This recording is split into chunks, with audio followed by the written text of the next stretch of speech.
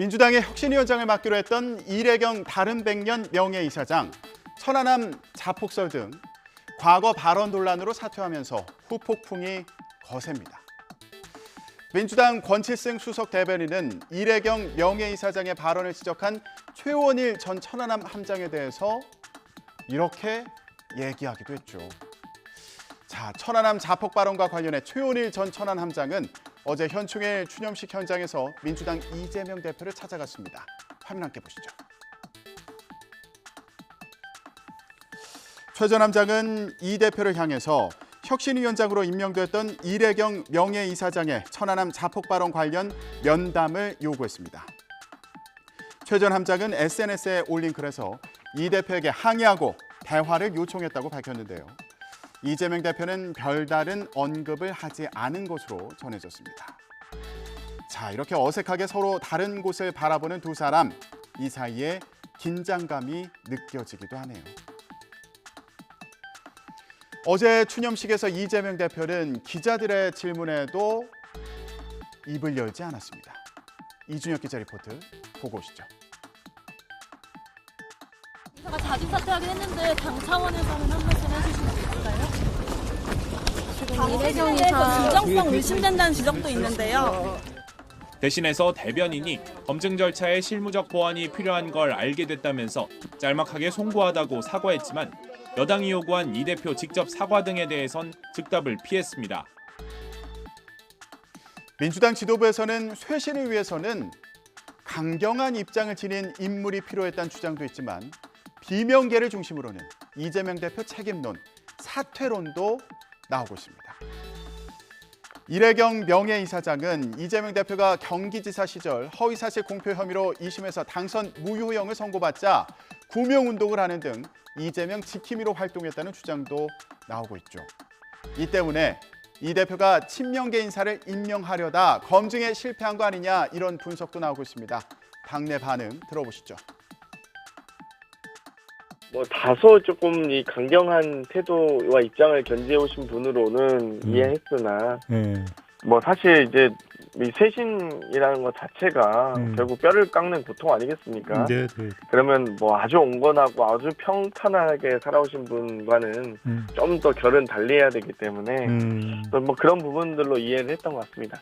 이재명 대표가 근본적인 책임을 정도에 따라서 져야 되겠죠. 이 문제에 있어서는 당원과 국민들께 죄송하다는 사과는 있어야 되지 않습니까? 국민의힘은 이재명 대표 인선 책임은 물론 권칠승 수석 대변인 발언에 대해서까지 비판 수위를 높였습니다. 이준혁 기자 리포트 이어서 보고 오시죠. 김기현 대표는 민주당은 대한민국 정당인지 북한 정당인지 모르겠다면서 이재명 대표는 국민에 사죄하고 권칠승 대변인에게 중징계를 내리라고 압박하고 나섰습니다. 결국 그런 인물은 친명계 음모론자였습니다. 쇄신은커녕 허울 좋은 혁신위원장을 타이틀로 이재명 대표 자신을 비유하기 위해서라는. 민주당은 내일 의원총회를 엽니다. 이 자리에서 이 대표와 지도부에 대한 성토가 분출할 것으로 보입니다. 혁신위 구성이 문제가 아니라 이 대표 본인이 문제라는 지적도 들리는데요. 이재명 대표의 반응이 주목됩니다. 자, 그런데 민주당이 혁신기구를 띄우는 하나의 원인이 된 돈봉투 의혹이 있죠.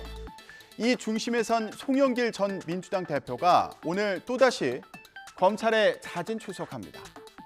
그런데 검찰의 요청이 아직 없으니 셀프 출석입니다. 만약 검찰과 면담이 불발된다면 청사 앞에서 1인 시위를 진행할 거라고 합니다. 1인 시위는 윤관석, 이성만 의원 체포동의안 표결이 이루어지는 12일까지 계속될 것으로 보입니다.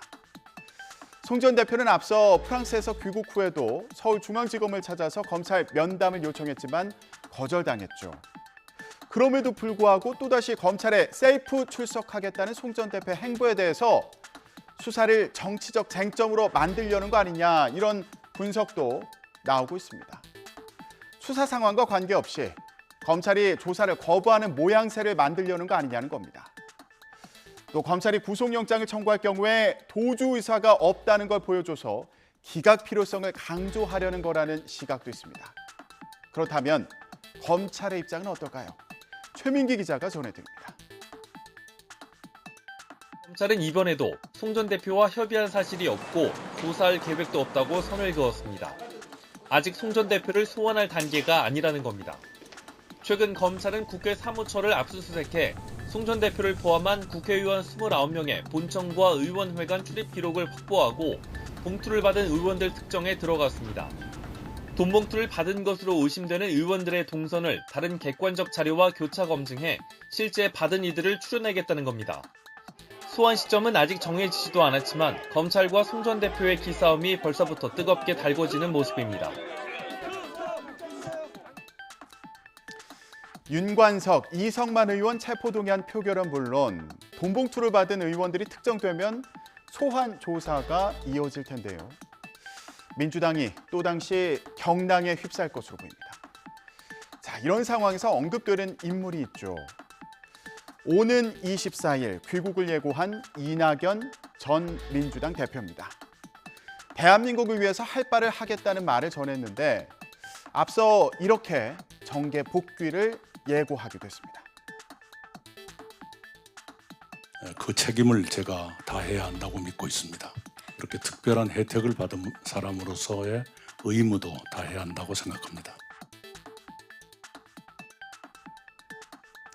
계파 갈등의 한복판에 설지 새로운 구심점이 될지 혼란에 빠진 민주당에서 이낙연 전 대표가 어떤 역할을 할지도 관전 포인트입니다. 지금까지 전국 브리핑이었습니다.